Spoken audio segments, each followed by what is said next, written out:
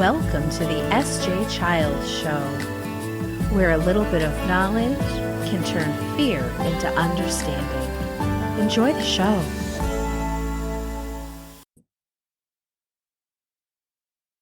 Hi, and thanks for joining the SJ Childs Show. Today, I have Jessica Speer. I hope I pronounced all of that correctly. Speer, pretty easy, I think, phonetically. But thank you so much for being here today. It's really exciting to get to know you a little bit before we got started. And I'm really looking forward to this conversation and finding out more about the programs you have and run. And I have a daughter who is 11, and it's hard to help them through hard times and know what path you're guiding them is on the right path for them. So I'm really excited to hear all about, what you have to talk about today. So thank you so much for joining us. Yeah, thank you for having me. I am so excited to chat with you and just, dive into all that, because it is really hard, not just on kids, but on us as parents. As we see our kids struggle socially, it hurts our heart. So let's talk about all that and ways that we can help guide our kids through the inevitable social struggles in their lives. Mm-hmm, absolutely. And, it really comes from that, I believe, mistakes made and being learned. I, have a 23-year-old that I've raised, 23-year-old daughter, stepdaughter. And so in that already raised an adult human, there was a lot of lessons I learned in that process, a lot of what not to do's. Yes. And her and I have had these discussions, and I feel like I really kind of went back and reconciled, but I know that there'll still be things that she'll probably struggle with in her life due to the fact that I was parenting from a place of being parented and not from a place of parenting someone new. Mm-hmm. I don't think that parents even know that that's a thing. No. And, and we all goof up and don't realize it. And then we all have regrets and wish we'd done things differently. I mean, me too. Like, I look back and I'm like, why didn't I know that then? So I think we as caregivers have to just also find that grace and forgiveness for ourselves, because we are all doing the best we can with the skills we have. And hey, we're going to make amazing, grandparents someday. Yes, right. So go easy on yourself. We are all truly doing the best we can, but it's complicated. This stuff is tricky. So that's kind of what inspired me to write some books, is to offer some guidance to families in this arena. Definitely. Yeah, let's talk a little bit about that. Tell us kind of what brought you to that place of wanting to write books. Tell us a little bit of background of yourself and what that looks like. Sure. Well, I've got a background in social sciences, which earlier in my career, that looked very differently. I was a college professor and I worked at nonprofits. I've always been fascinated with human behavior and relationships. That's kind of my passion. And then, when I had two daughters that are now teenagers, but when they were in elementary school, I noticed their friendships started to get a lot more complicated, which threw me too. I didn't have tools in my toolbox to really navigate some of the bumps that they were experiencing. So what I did first is I stove into research, because I love to know, what's out there. So I started to research things, and through that process, I found some things that I thought would be helpful for kids to know as they navigate these things. And, also came up with some new tools myself, which we'll talk about, the friendship pyramid. So I ran a program. This is pre-pandemic, in elementary schools for kids on friendship. It was an after-school free program because I didn't want anything to keep them from attending. And so that program I ran, for a couple of years, and then, the pandemic hit. And in that process, I was actually already putting it into a book because I wanted it to be available, to a wider audience.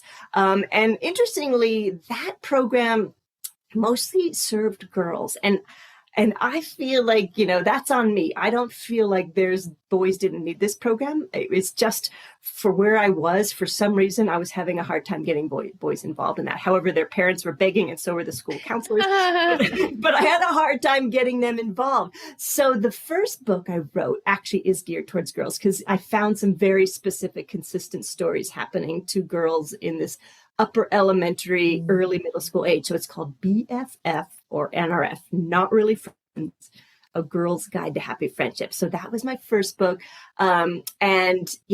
It's been just really fun to have it out there. In fact, I got this very sweet note, direct email the other day from a mom. It's like, thank you. My fifth grader is so struggling right now. And, Yes. So some of the tools that I shared in my program, that I shared in this book are: one, it's called the Friendship Pyramid. I'm going to talk everybody through that. And then two, some friendship truths. So what I found is, so what's happening developmentally, for all kids of all different, neurotypical, neurodiverse, is they're in a big shift in their lives, especially, in upper elementary girls, because girls are starting this transition into, puberty 2 years earlier than boys. Yeah. So when this happens, it impacts their friendships. So early on in elementary school, kids are really focused in on play. Like everything is, their friendships are based on proximity and play, kind of who's in their class, maybe who's in their neighbor, what kids are doing on recess. So it's a little more simplistic. As kids transition and they get closer and start, adolescence and puberty, they start to look for some different things in friendships. And they also start to, maybe explore who they are as people. So all of a sudden you have these friendships that seem perfectly fine, and then they may come to an abrupt end, or there's some interesting group dynamics that get introduced, and there's more conflict. So this is this shift in progress.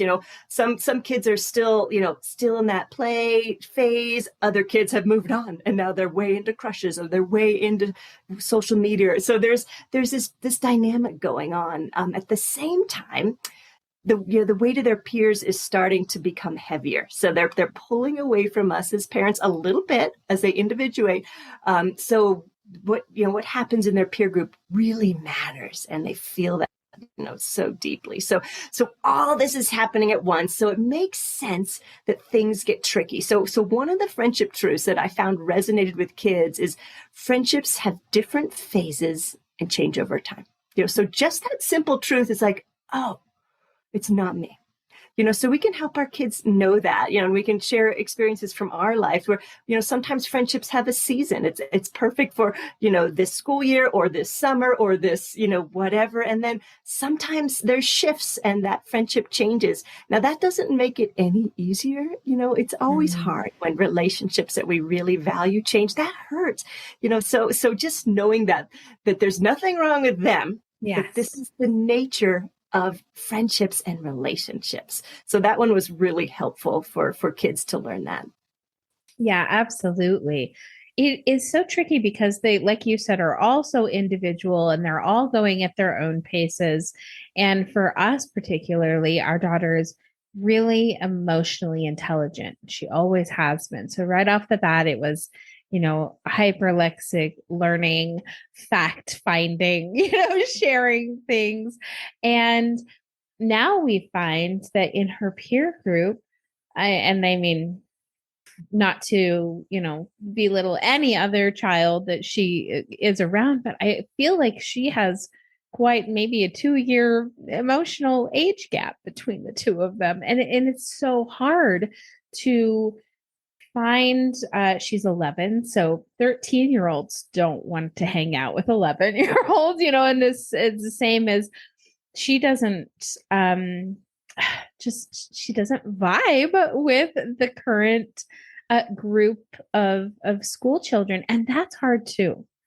How do we introduce our kids to more than they're subjected to, if you will, in their classrooms, in their how do we find compatible groups of other friends to help introduce them, whether it be church groups or community groups? We don't have another one right now, so it'd be interesting for us to find some type of another working this through my own head, right? Working my life out through this podcast. Thank you so much. No. Isn't that the truth though? Oh Like my you God. said And about so, the podcast. Oh. so glad you said that though, because that's another friendship truth. So another friendship truth that was a relief to kids is close friends can be really hard to find.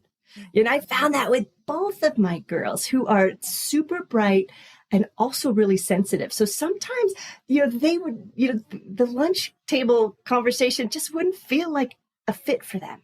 So they might have been there in a group at a lunch table, but they just felt like kind of an outsider. So I want kids to know that actually is not that uncommon, but it can feel really bad because when they look around the lunchroom, it looks like everybody has a BFF except for them. So remember this friendship truth: close friends can be really hard to find, and so sometimes those friendships don't happen in school, which is really hard, especially if you have an exceptional kid. So we might have to look elsewhere. What is it that they love? And can we get them involved in that outside of school or in other ways so that they can connect with people that share these interests? Because as kids enter the preteen and teen years, it is a lot about things in common and shared interests. So we might have to get creative as parents and caregivers.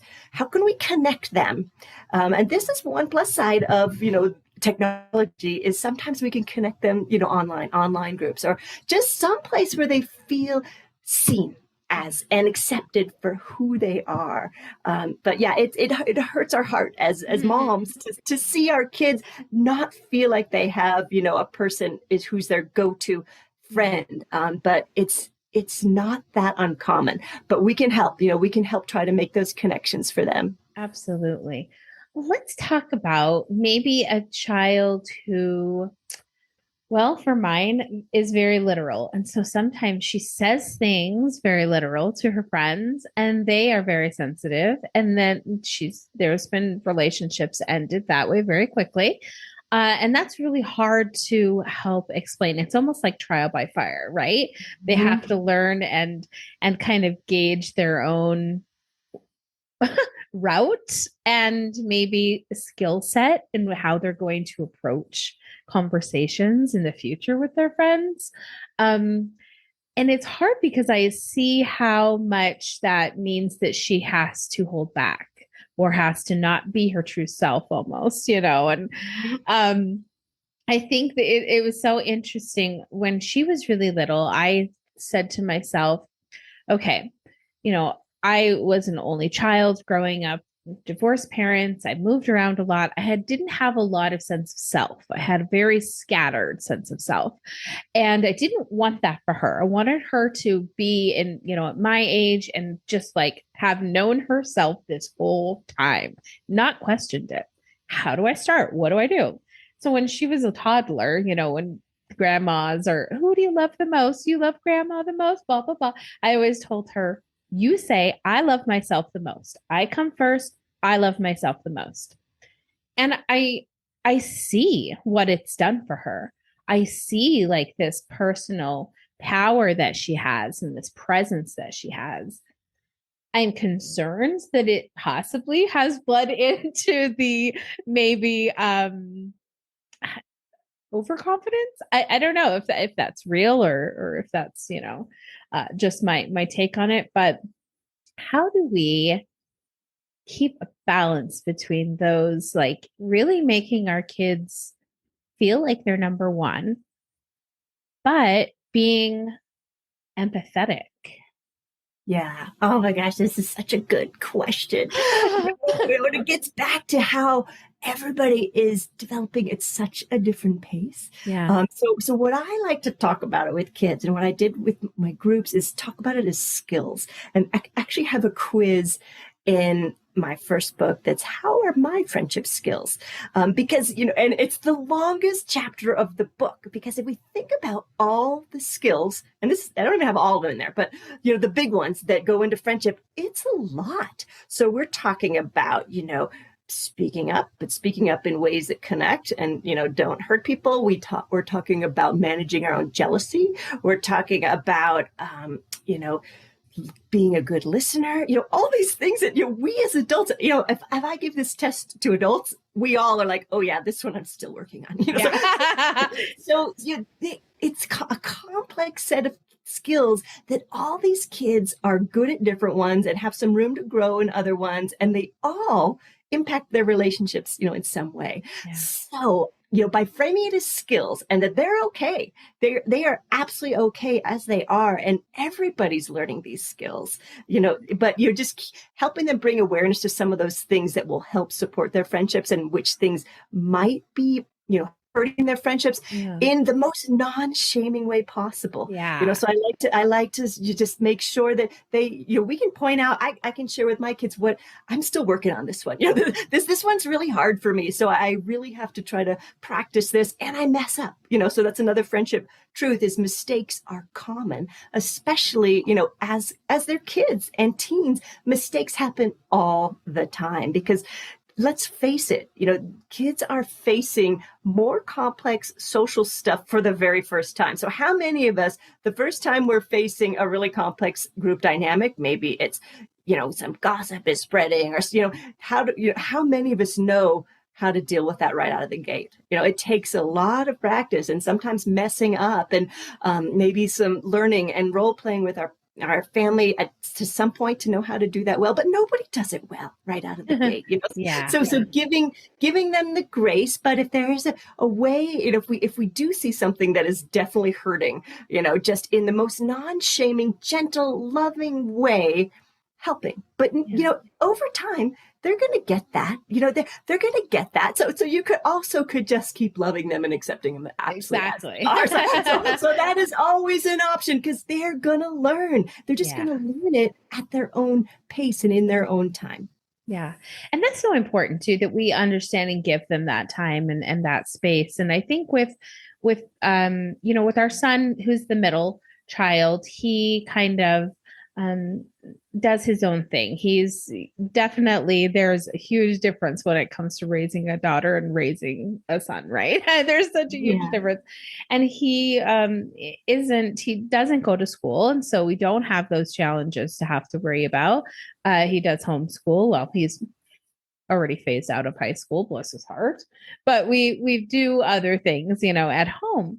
But when it comes to the relationships, that his sister has, it's so important that I love to just give her space. And I know that when she gets home from school, like she has all of these things going on in her mind. I don't know how her day is played out. And I never what do you have to do? What kind of homework do you have? What kind of, I never inundate her with any kind of pressures. I let her get in the car. I wait till she talks to kind of sort out, if she's had a good day or a bad day. I, then say, oh my gosh, do you want to talk about it? Do you want to just listen to music or roll the windows down and get fresh air? What's best for you to get through this situation? And it's been such interesting dynamic to have with her and have this kind of newfound perspective of kind of watching her be this individual rather than trying to control her being this individual. Mm-hmm. And I think I did a lot of that with my first daughter, bless her heart. There was a lot more that I was uncovering about learning how to let go of those control situations, learning how to let go of maybe with my youngest daughter. I know people think I'm crazy when I say this, but completely letting go of the idea of bedtimes. And I told her, look, this is in the summer, thank goodness, it's your choice. You go to bed when you want. I think she was 9 or 10 at the time. So fairly young. But right away, what did she do for the very first week? Spent the whole night awake all night long, wake all night long, wake all night long, wake. And it wasn't until the second week we hadn't seen her because she'd been asleep during the day and awake all night or whatever, that she really started to say, oh my gosh, this is really lonely. And I'm starting to miss you guys. And I don't think I'm not going to do this as often anymore. I don't think this is as fun as being able to, because when we don't let our kids experience stuff like that, they're either going to do it behind our backs, and then we're going to have to pay the consequences of them being tired for school or whatever, But when we kind of just like let them go, but put, a little boundary around, then they're able to sort these things out on their own. Is she going to spend the night, or is she going to stay up all night for every night? No, because she knows that that's not what is good for her, and she doesn't like it as much anymore. I'm so glad. Would I have let my 23-year-old do that when she was 10?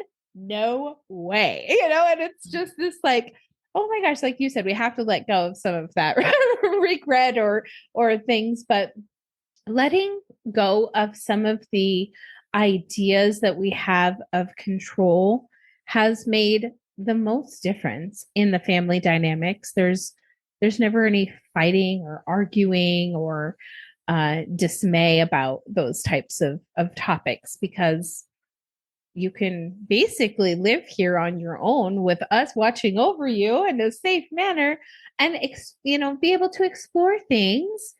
Of course, there's age boundaries for certain things, but I I see the difference that this parenting is doing for me and for her, rather than how I was addressing it beforehand.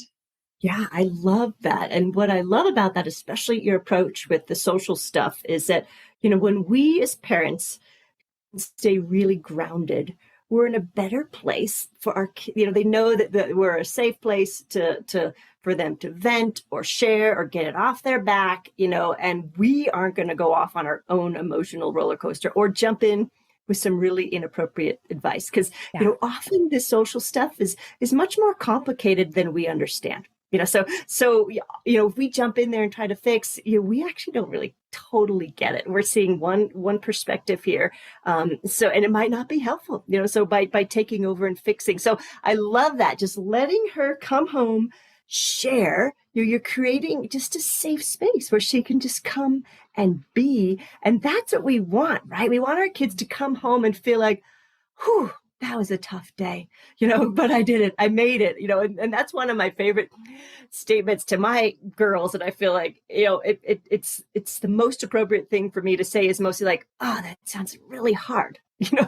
That's it. That's my like, oh, that sounds really hard, and I validated their experience. They're like, yeah, that was hard, so just being there for them, the sounding board, and creating that connection at home, knowing that this is a safe place for them just to come and be and vent and share and relax, with no agenda. They can just relax at home. I love that. And there was something that reminded me when you were talking, that something I heard about, like it, make your kids well enough that they can leave, but make your home a place that they know they can come back. I think that is so important too, because we sometimes put all our eggs into the basket of them leaving or whatnot, but we don't foster the relationship and the safe space that we have here at home for them to return to. And we have to have that flexibility in being able to let them, as getting older and, going out longer and having experiences, getting their own jobs, all of those things create a lot of anxiety for parents. But the more love and support they know they can get at home, the more they'll want to come back. Yeah. And it's just so important for them to have that space. Because, my second book, I spent a year in 7th grade classrooms kind of talking to students, and kids can be kind of mean. I mean, that was a common theme about, just them feeling judged and feeling, just not in the safest space at school. I'm not talking about physical safety, but I'm just talking about, emotionally safety, being able to be themselves. So if we can create that space at home, so that when they are going through some tough years, as all these kids are figuring it out, and making mistakes and maybe not making the best choices, they have a place at home where they can just, just relax, and they don't have to worry about that stuff anymore. Because, sometimes school in those years can be really tough, for a lot of kids. And so we can be that safe space for kids at home and just keep loving them, keep accepting them for who they are, keeping an eye if we need to, maybe make a change to help them if they're in a really bad situation that's bad for their well-being. We can do that, but also just being there to love and support them through the ups and downs of it all. Yeah, absolutely. Let's go back to the pyramid of friendship and let's Yeah. talk about that and kind of dive deeper into that. Sure. And this, if anybody wants this, it's on the homepage of my website. It's called the Friendship Pyramid. It's a PDF. And what I found, it's kind of a fridge worthy resource for families. So picture, just a triangle, the pyramid. At the very tippy top, small are our close friends. And again, we talked about earlier that these can be really hard to find, so that's just a tippy top. And sometimes we might not feel like we have that. So that's why the section underneath that, it's a big swath of the pyramid, friends. And I use this term really loosely because I think often kids do too. So friends could be neighbors, friends could be cousins, friends could be classmates, teammates, so just some people that they feel know them. It's not going to be the most comfortable relationship. They might not know each other that well. They might not share a lot about themselves, but they see them regularly, and so I'm really loose with that term friends because I feel like ideally kids have, several kids in that bucket.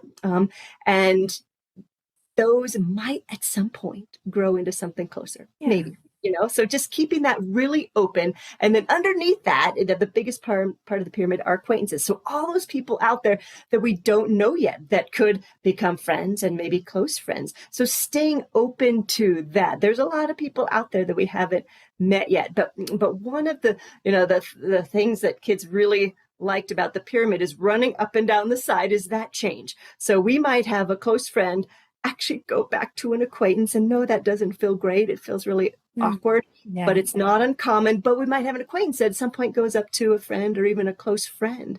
And then running down the other side of the pyramid is mistakes. So mistakes are so common, for all of us as human beings in our social interactions. So no, that is happen. It just happens. We mess up in our relationships and we learn and we grow. So mistakes are so common. So that's just a quick overview of the friendship pyramid. And I found that, when kids saw that, it helps explain a lot of these truths, a lot of these friendship truths about change and mistakes and, different types of friendships and staying open, because we're all learning as we go.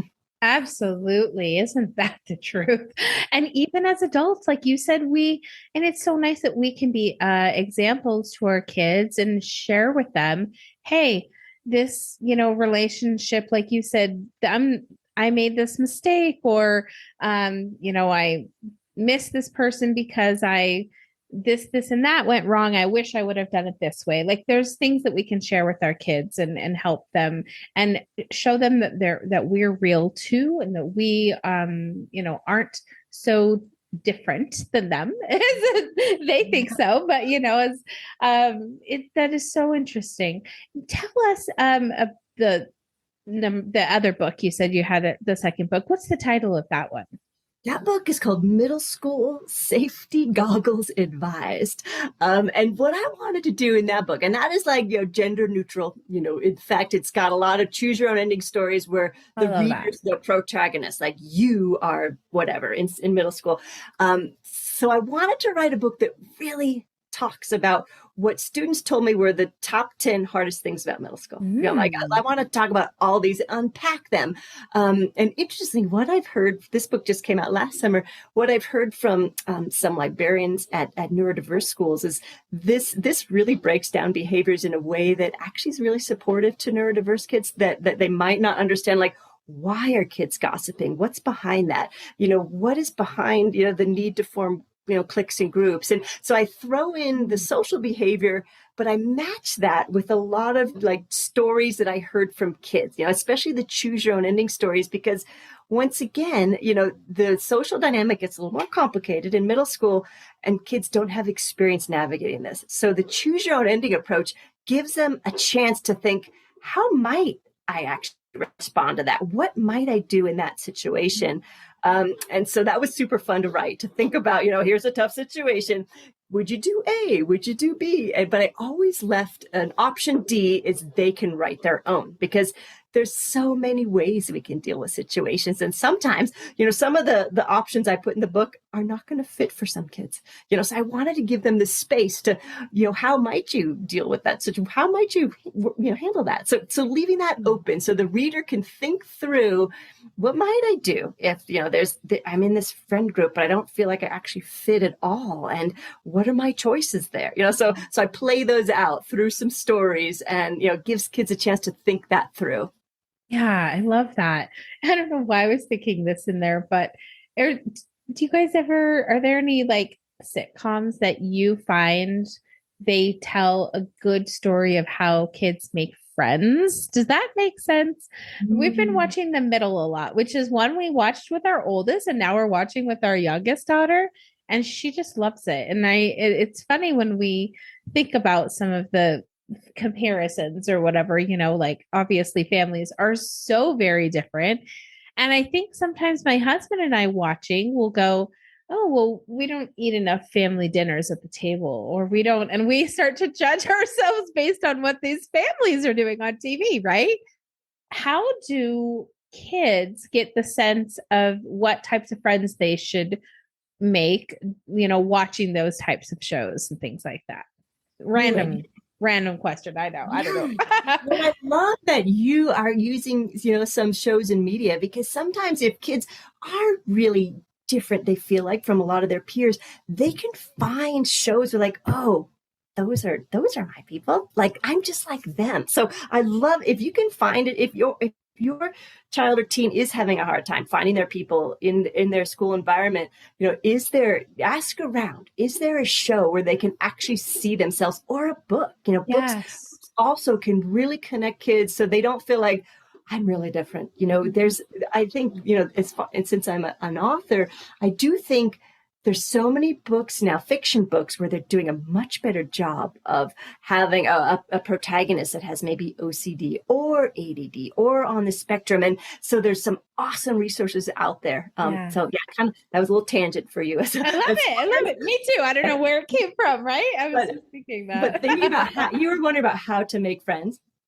Is that what the original question was? How like what is their best resource? Like if watching those things, like, do you tell them, oh, don't pay attention to the way they do it here, or are they teaching good skills, like in watching them go through some of the conflicts that they watch? I think a little bit of both, and you could use that as a discussion point for both. Like even that. Like if you see something that is not realistic, a question I would ask my kids is like, would that ever happen in your school? Or how does that play out in your school? What really happens there? So using shows and books as a way to find out more about what's actually happening in your child's world is a great way to start there. So you can get an understanding of what they're dealing with. And then, also recognizing if what they're seeing on TV is not at all a reality, or yes. Or maybe it is a true reflection of what's happening. So absolutely. Oh, that's fantastic. Before we go, two things. Let's touch a little bit on social media. How do we help our, especially daughters, that my son doesn't do social media for the same purposes as she does? So how do we guide them in this social media world in staying true to themselves and not trying to become someone fictitious that they see?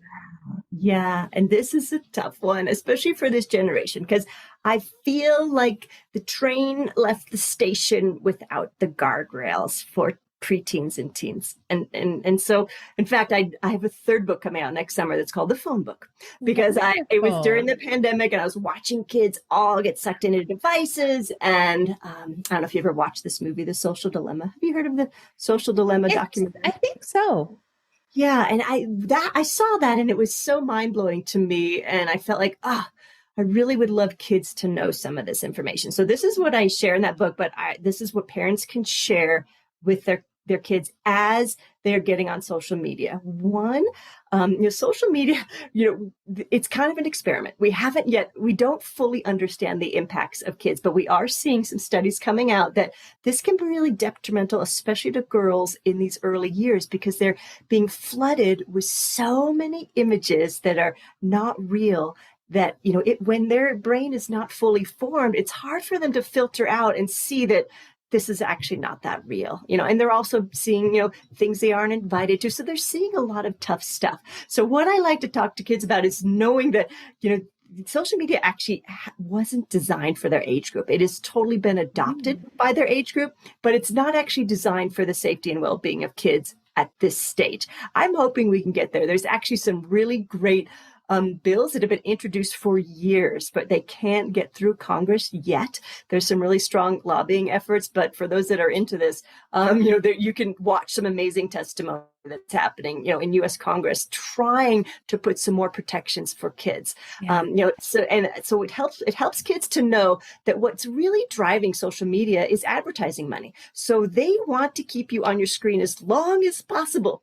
So it's designed in a way, and they actually use persuasive design techniques. So tagging people and snapping and snap streaks, and so all these are called persuasive design techniques that are encouraging them to keep watching. So with my girls, I've got 2 teens now, we talk a lot about that, and we talk openly about it, and they notice. In fact, my older daughter, who's 17, she knows how addicting TikTok is. She'll say, gosh, I used to read books, and when she's like, TikTok knows me so well. They send me exactly what I want to see. So having that conversation, knowing that, these are companies that don't have your best interest in mind. So really noticing yourself, how you're feeling, and making a change when you need to. There's a whole movement called Change Your Feed. One study found that, sometimes kids can get into real negative feed. And so, they need to actually proactively start to change what they're being fed, and that will impact their mood. So changing their feed, watching how much they're spending online, putting balance. So I think these are conversations that just need to keep happening at home, because the safeguards are not yet in place for kids. And I'm sad to say that. I wish I could be more hopeful, but they're just not there. And, as we've seen in news reports lately, we are at a point of a mental health crisis for our preteens and teens. And I'm not blaming it all on social media, but social media is certainly feeding that. So just keeping that open, and we as parents can help our kids be really savvy consumers of technology, and if they're old enough, I love watching some of these shows with my kids. Like, so when I watched that Social Dilemma, I then watched it with my kids, and it was eye-opening to them too. Kids don't like to be duped. They don't want to be, they don't want to really know that they're actually the product. They hate knowing that. And so by having that information, it helps them be more informed consumers of technology. I watched a couple Catfish episodes with my daughter, with my youngest daughter, the ones, that were age appropriate for her, because she was wondering about, somebody had introduced her to a site where she could talk to strangers, and she didn't know that it caused any danger. And so when I showed her the realism of that, like, now she's like, they don't video chat. And, it's just the cutest things. Yes. Like, but that's so important. It's so important that she has that information. Yes. Because anonymous chat rooms can be really dangerous place. And again, kids are not supposed to be in there, but boy, I can tell you how much, havoc that's wreaked, especially at the high school level, with these anonymous chat rooms, have been really bad for social dynamics, especially at the high school level. So just letting kids know that these are not great places. Kids really should not be in anonymous chat rooms, or allowed to be. So this is, again, where tech companies are not, they're not being held to account, because there's a law in place that at this point eliminates any liability for tech companies. So let's say there's an anonymous chat room and someone gets fiercely bullied in that chat room. That tech company doesn't have to pay any responsibility, because there's this law that protects them at this point. Now there's a lot of movement to try to change that, but it's very hard. It keeps not getting through Congress. I'm watching this, but that, it's a shame that that's happening. That doesn't need to happen. We do need some of these guardrails in place to protect kids. Absolutely. Absolutely. Where can we go to find your books and social medias and things like that if you'd like to share? Sure. Well, my books are available anywhere books are sold. So, it's Amazon, but also Target and Barnes and Noble. Possibly your local library, and you can always Yeah, request it at your library. I don't think people love know that, that. but my library is so great about that. If they don't have something in stock, if I request that, they'll get it for me. So yeah, local library. The easiest place to connect with me is my website, which is Jessica Speer, SPEER.com. And that has links off to all my socials, Great. and feel free to connect with me directly if you have any questions. I will be connecting with you directly. Yay! Great, I I love know. it. I know. I'm so excited that we got to do this today. Thank you so, so much for your time today. It's